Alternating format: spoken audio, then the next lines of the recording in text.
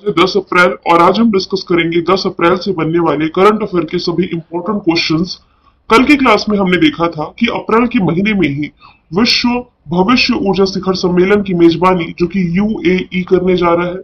अभी हाल ही में भारतीय सेना को आकाश तीर प्रणाली मिली है जो कि बीईएल भारत इलेक्ट्रॉनिक्स लिमिटेड के द्वारा विकसित की गई है। लद्दाख के लेह क्षेत्र में अभी हाल ही में धारा 144 लागू कर दी गई है।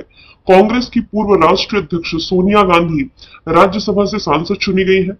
सुप्रीम कोर्ट ने उत्तर प्रदेश राज्य का जो मदरसा कानून था इसके खिलाफ आदेश पर रोक लगाई है। भारत ने 2047 तक 1 लाख मेगावाट यानी कि जो परमाणु ऊर्जा क्षमता है इसे 1 लाख मेगावाट तक बढ़ाने का लक्ष्य रखा है। सबसे अधिक जीआई टैक्स प्रोडक्ट्स की संख्या उत्तर प्रदेश में है। आईसीजे ने जलीय केंद्र का उद्घाटन किया तमिलनाडु में। और अंतर्राष्ट्रीय खेल दिवस 6 अप्रैल को। इसके अलावा ऑपरेशन संकल्प जो खबरों में था ये मैरिटाइम सिक्योरिटी यानी कि समुद्री सुरक्षा से संबंधित हो जाएगा। तो ये सभी क्वेश्चंस हमने कल पढ़ लिए थे। शुरू करते हैं आज का हमारा पहला सवाल है हाल ही में पीटर पेलेग्रिनी ये किस देश के राष्ट्रपति का चुनाव जीते हैं? ये अभी हाल ही में स्लोवाकिया जो कि एक यूरोपियन कंट्री है इसके राष्ट्रपति का चुनाव ये जीत गए हैं। और इसमें इवान कोरकोव को हरा करके 53.26% वोट इन्होंने हासिल किए हैं। मैप में भी आप देखें तो यह है स्लोवाकिया की लोकेशन यूरोप के नक्शे में। स्लोवाकिया की कैपिटल ब्रतिस्लावा, करेंसी इसकी हो जाएगी यूरो। अब आसपास जो यूरोपियन कंट्री है उससे कुछ हम करंट से यदि रिलेट करें तो जर्मनी से आप ये रिलेट कर सकते हैं। दुनिया की पहली हाइड्रोजन ट्रेन ये जर्मनी के ही द्वारा लॉन्च की गई। यूक्रेन और रशिया के बीच में जो कॉन्फ्लिक्ट था इस बीच में यहां से भारतीयों को निकालने के लिए जिस ऑपरेशन की शुरुआत की गई थी इस ऑपरेशन का नाम हो जाएगा गंगा। यहाँ आप रोमानिया देख रहे हैं और यहीं पर एक और कंट्री है बुल्गारिया। दोनों कंट्री से आप क्या रिलेट कर सकते हैं? ये आंशिक रूप से यूरोप के शेंगन क्षेत्र में शामिल होने जा रही। शेंगन क्षेत्र क्या होता है अभी 2-4 दिन पहले ही करंट अफेयर में मैंने आप लोगों को बताया है। इसके अलावा रशिया यूक्रेन युद्ध के बीच में ही यूक्रेन को लड़ाकू विमान उपलब्ध कराने वाला पहला नाटो कंट्री जो बना था ये बन गया था पोलैंड ही। हालांकि अब नाटो में मेंबर कंट्री यदि आप लोगों ने 31 याद रखी होगी तो अब याद रखना अपडेटेड ये है 32 मेंबर कंट्री। 32वीं मेंबर कंट्री इसकी बनी है स्वीडन।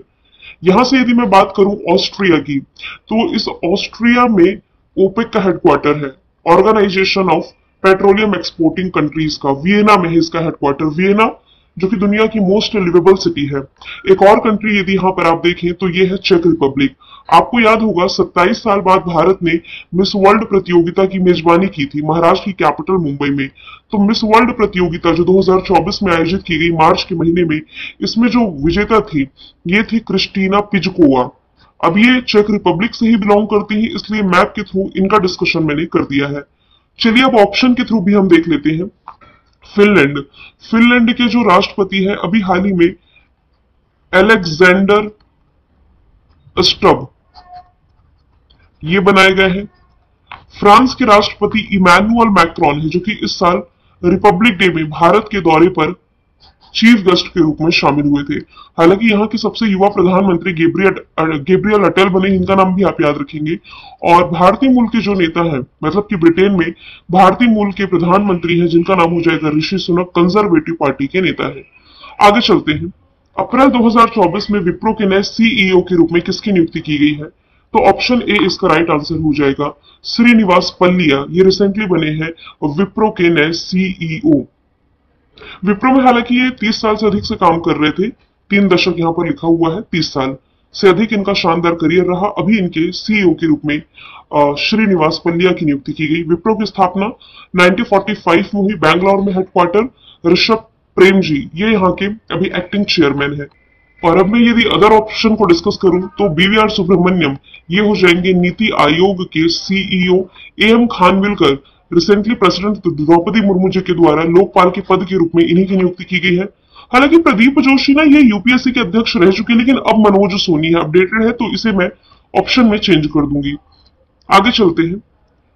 हाल ही में वर्ल्ड डोपिंग रोधी एजेंसी जिसे आप कह सकते हैं वाडा, वर्ल्ड एंटी डोपिंग एजेंसी, इसने एक रिपोर्ट रिलीज की है जिसमें कि दुनिया में सबसे ज्यादा डोपिंग उल्लंघन करने वाला जो देश बना है ये बना है अपना ही देश भारत। ऑप्शन नंबर ए इसका राइट आंसर हो जाएगा।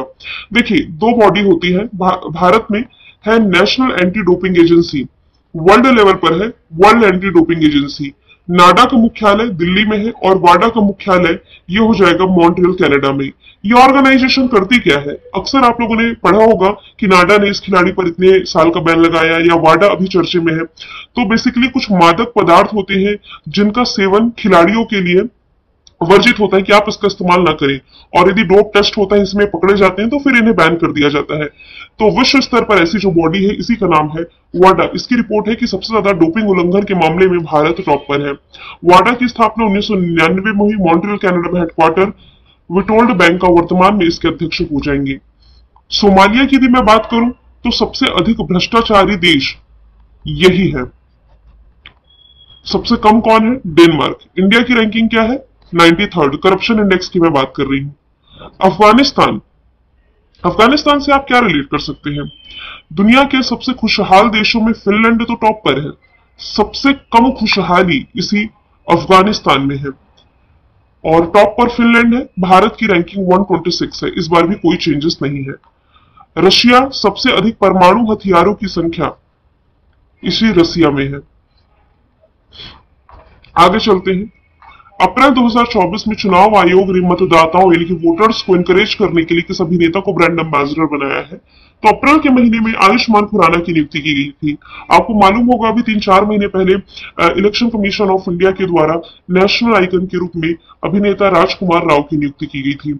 अभी आयुष्मान खुराना, अभी लोकसभा के चुनाव आपको मालूम है 19 अप्रैल से शुरू हो रहे हैं, 7 चरणों में ये चुनाव होंगे, और फिर इसकी वोटों की गिनती है जो कि 4 जून से शुरू हो रही है। तो लोगों को वोटिंग के प्रति अवेयर करने का काम करेंगे Ayushman Khurana.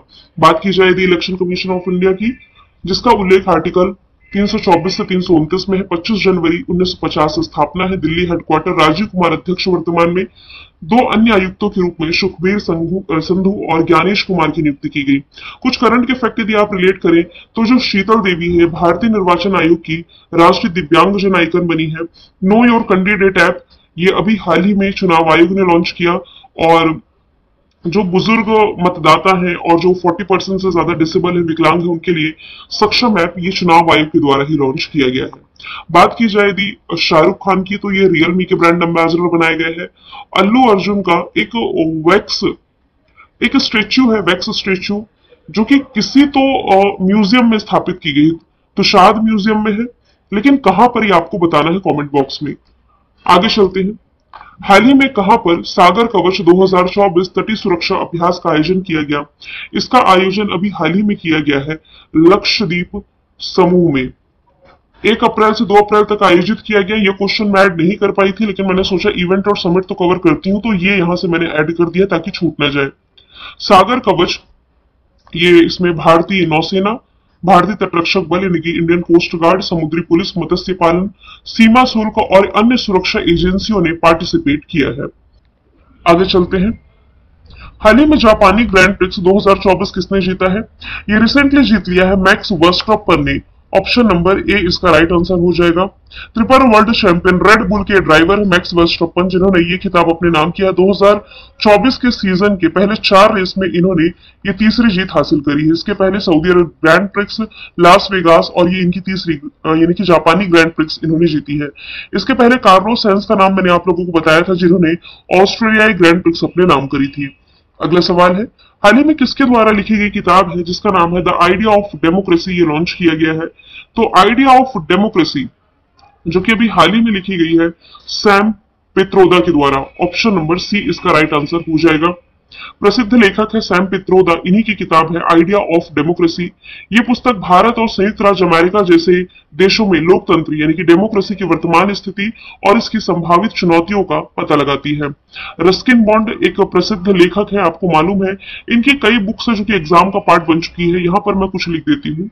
The blue umbrella, the room of the roof और the girl on the train,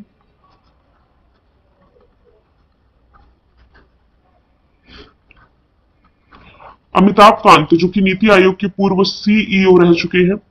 made in India किताब इनकी भी लास्ट ईयर ही लॉन्च की गई थी। शशि थरूर कांग्रेस के वरिष्ठ नेता, जिन्हें अभी हाल ही में फ्रांस ने अपने हाईएस्ट सिविल ऑनर से सम्मानित किया है। प्राइम मिनिस्टर नरेंद्र मोदी पर बेस आप कह सकते हैं किताब है जिसका नाम है paradoxical prime minister, the paradoxical prime minister, इन्हीं के द्वारा लिखी गई है। 8वां सवाल है सीआरपीएफ शौर्य दिवस कब मनाया जाता है? अप्रैल के महीने में यह मनाया गया है 9 तारीख को, 9 अप्रैल को। 9 अप्रैल 1965 को सीआरपीएफ की यानी कि सेंट्रल रिजर्व पुलिस फोर्स की टुकड़ी ने गुजरात के कच्छ क्षेत्र में स्थित सरदार पोस्ट में पाकिस्तानी सेना को हराया था। सीआरपीएफ ने 34 पाकिस्तानी सैनिकों को मार गिराया था और 4 को जिंदा पकड़ा था। इस युद्ध में 6 सीआरपीएफ कर्मी है जो ये शहीद हो गए थे। सीआरपीएफ जो कि भारत का सबसे बड़ा केंद्रीय सशस्त्र यानी कि आर्म्ड पुलिस फोर्स है, गृह मंत्रालय के अंतर्गत आता है। इसकी स्थापना 1939 में हुई दिल्ली में मुख्यालय, और अनीश दयाल सिंह वर्तमान में इसके महानिदेशक हो जाएंगे। 5 अप्रैल को कौन सा दिवस मनाया गया है? राष्ट्रीय समुद्री दिवस। 7 अप्रैल को वर्ल्ड हेल्थ डे मनाया गया है। 9वां सवाल भी इंपॉर्टेंट डे से रिलेटेड है।